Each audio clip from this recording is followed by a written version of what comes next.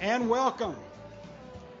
My name is Jim Garrett, and I'm president of the Chicago Southland Convention Bureau. Please continue to eat your salad. On behalf of our board of directors and staff, we are truly delighted that you've been able to join us here at the Hilton Oak Lawn Conference Center and Hotel. Today, we are honored to have a very, very special guest. Joining us today, the Honorable Governor Bruce Rauner. Governor, welcome to the Southland.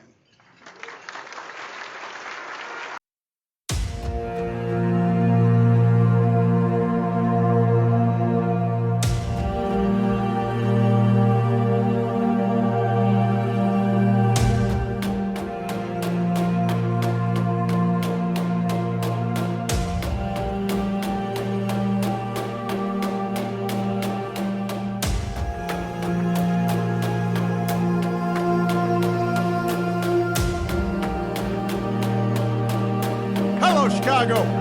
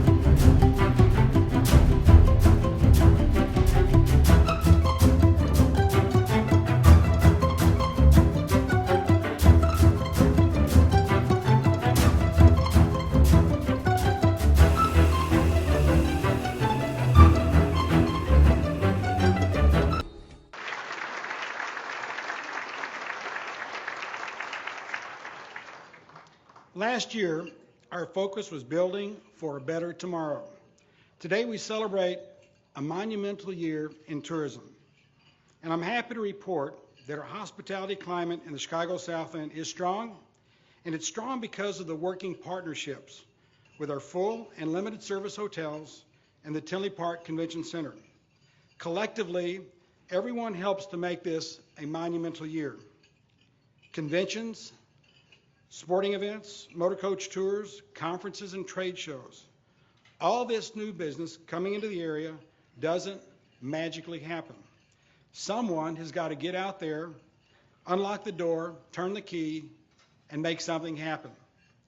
Last year, our sales team traveled over 39,000 miles and attended 29 industry trade shows, where we met one-on-one with decision makers who selected the location for their events based on geographic location, quality of our hotels, meeting and exhibit space, and about our hotels with our convention prospects into new customers, converting them. Last year, our Southland hotel occupancy hit an all-time high of 77.4%, a 5.1% increase. Our average hotel rate climbed to a record average of $79.68, a 4.6% increase. Hotel revenues reached an all-time high of $105 million, an 11.5% increase, and we sold a record 1.3 million hotel room nights, a 6.5% increase over the previous year. We call that heads and beds. For more information, the URL for this year's annual report is printed on today's program and shown here on the screen. Reaching for these new records hasn't been easy. And Governor Rauner, We don't want the tourism industry to be the collateral damage because of the budget struggle in Springfield. And Governor, we know that you value the economic importance that the travel dollar brings to the state of Illinois. And the only way for us to remain competitive and grow these numbers is to ensure that the tourism funding from the state hotel tax is distributed. The entire Illinois hospitality industry is anxious and waiting for that to happen. It's a must. And Governor, we trust that you will make that happen. I would like now to shift our focus on just one of our market segments, sports. Sports is big business, and this year the Southland hosted a record number of sporting events, more than ever before. Everything from regional taekwondo competition to Midwest softball championships to regional basketball tournaments, soccer, rugby, lacrosse, and many others. However, we need state funding to continue to bring these sporting events here. This year, we also witnessed the success of the 2015 U.S. Amateur Championship hosted at the Olympia Fields Country Club. This event attracted golfers from around the world, and last month, the Professional Golf Association announced that Olympia Fields will host a major LPGA National Women's Golf Championship in 2017. This is a high-profile championship tournament televised by NBC and the Golf Channel, and will give the Chicago Southland and the state of Illinois great national exposure. Our Southland communities also recognize that to maintain competitiveness in the sport market, they need to continue to expand and improve their sport venues, and that's happening. Here are just three examples. The Southland Sports Center, located in Linwood, invested over $1 million, which included the installation of DesoTurf on their indoor soccer fields, and also added 4 hardwood basketball courts.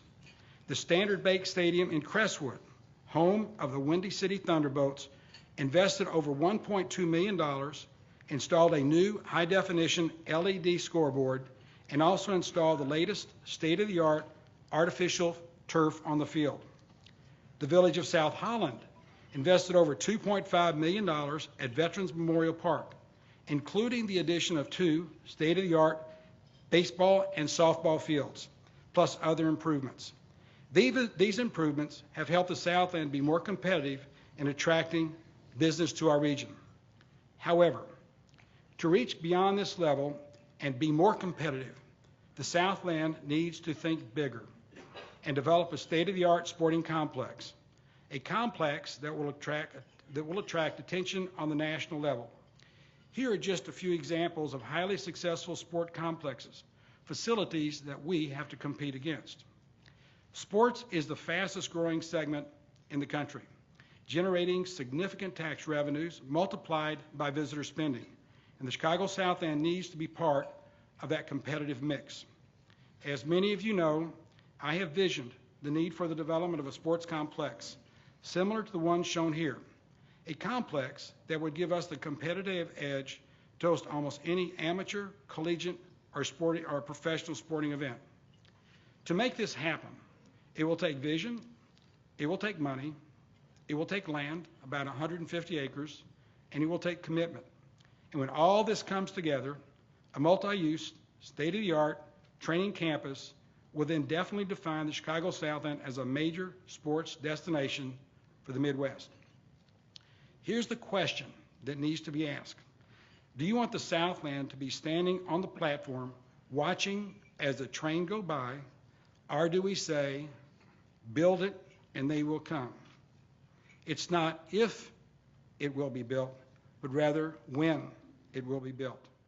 So as you leave today, think about what can we do to make something like that happen here in the Chicago Southland. Now here's a quick snapshot of other Bureau highlights. The Bureau is engaged in community service programs, and for the 3rd year, the Bureau has been working with our hotel partners and United Way.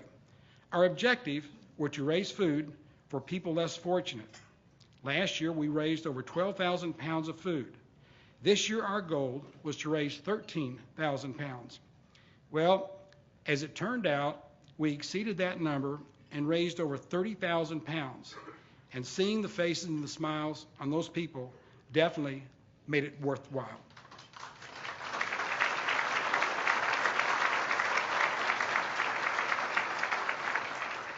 Another highlight, back in 1991, 24 years ago, the Bureau initiated a local grant program to help nonprofit organizations and municipalities to promote and market festivals and events.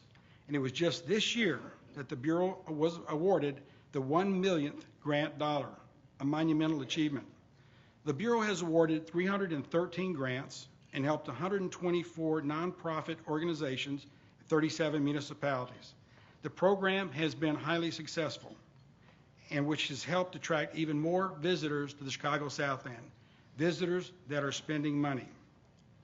We always keep reaching, and as you know, there are visionary organizations like the Millennium Reserve. It takes visionary leaders like Steve Buchtel. Steve has never stopped reaching, and after working for nearly 10 years, Steve and the Friends of the CalSag celebrated with a ribbon-cutting ceremony on the 13-mile western segment of the CalSag Trail. Having the connection system in the Chicago Southland is a dream coming to fruition. Out-of-town visitors that enjoy walking, jogging, or riding bikes will experience a unique perspective of our region, and those visitors will be spending money. Once the eastern portion of the trail is completed, shown in red, it will give us something that no other place in the state of Illinois will have, a 100-mile loop known as the Southland Century Trail. Progress is also moving forward on the design and development of the Big Marsh Eco Recreation Park, scheduled to open in the spring of 2016. This project also includes a 45-acre competitive BMX track and will be located near the community of Pullman. Speaking of Pullman, it was on February 19th that President Obama signed the Antiquities Act, designating Pullman as a national monument. Here's the significance. Back in 1894, Pullman was the first planned industrial community in the United States, which had a population of over 12,000. These people were living and working under extremely difficult conditions and played a significant role in their struggle in forming a massive labor and civil rights movement that forever changed the landscape of Americans' working class. Pullman is now finally getting the attention it so richly deserves, and Illinois' newest national treasure. There's also a proud history in transportation. In the Southland, it was over 100 years ago that the Dixie Highway was first traveled by fur traders, trying to find the best path to Chicago. This year, we celebrate the monumental achievement of the 100th anniversary of the Dixie Highway. Thousands of people travel this road every day through wonderful historic downtown districts. We are proud that the centennial celebration helped make this a monumental year for the Chicago Southland. Fast forward to 2015. This year, we saw the completion of Phase 1 of the connecting link of Interstate 294 and 57. Phase 2 of this project is targeted for completion in 2018. Once totally completed, this will make our region more competitive for economic development, opportunities, ease traffic congestion, and make it easier for visitors to get around. And after 3 long years and a lot of perseverance, we were finally successful in getting Midway International Airport signs installed.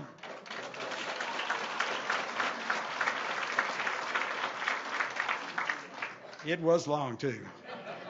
Installed at the Cicero exit.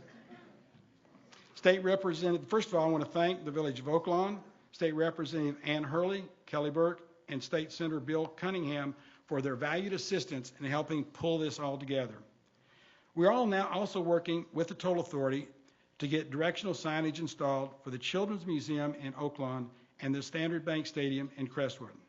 And Governor, I also need your help on another economic development issue. I know I'm waiting in line. We need to take action for the installation of blue hospitality logo signs on the tollway system. Too many businesses have closed. Thank you. Too many people have lost their jobs. Too many opportunities have been lost. and that needs to be turned around. Signs on the tollway are needed and could direct customers to new attractions, restaurants, and new hotels. For example, in Homewood, Dr. Claude Denreau had the vision to renovate an old historic bank building into something very special. This July, we celebrated the grand opening of Southland's only boutique hotel, the Le Banc Hotel and the La Voûte Restaurant, offering outstanding accommodations and gourmet dining with a French flair. Governor, I think you and Diane should check it out, okay? Before I wrap up, I would like to thank our board of directors shown here. They attend a variety of meetings and are committed to the growth of tourism and the mission of the Bureau, and they understand the economic value that tourism brings. I truly appreciate their continued and valued support. I would also like to thank our executive committee, Vicki Smith, chairperson, Amy Patel, vice chairperson, Daniel Fitzgerald, treasurer, Gloria Morningstar, secretary, and Roy Patel, past chairperson. Thanks for all you guys do. Yes, this was a monumental year, and it wouldn't have happened without a great staff representing over 180 years. Think about that, 180 years of combined industry experience. I'm very proud to introduce a very dedicated and professional staff. They work for you. Sally Schlesinger, Executive Vice President. Mary Patchen, Director of Sales. Joel Kester, Sports Sales Manager. Christy Stevens, Sales Manager. Toby Fitzpatrick, Sales Manager. Kim Kislowski, Director of Marketing. Justin Teach, Communications Manager. Kristen Bonk, Marketing Manager. Linda Young, Director of Finance and Administration. Diane Graves, Office Manager. Bernice Shive, Receptionist. You guys are the best.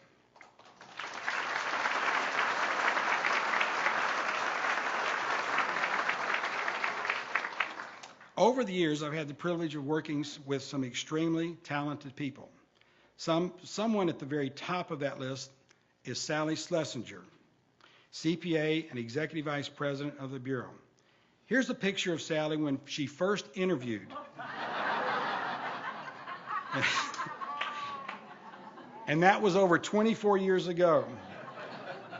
This year, 24 years later, Sally was honored and recognized as CFO of the Year for the state of Illinois by the Daily Herald Business Ledger in the nonprofit category of accounting. Sally, congratulations.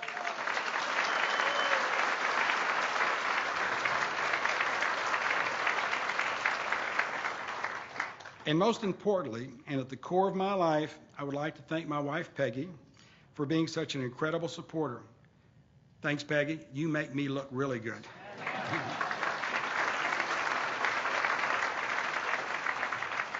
Today, the good news is that the Chicago Southland hospitality industry is healthy, strong, and doing very well. We finished the year with the highest hotel occupancy ever, sold over 1.3 million room nights, again, heads and beds.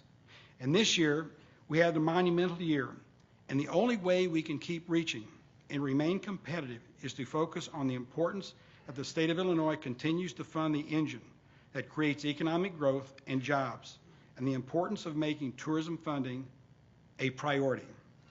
Thank you for joining us.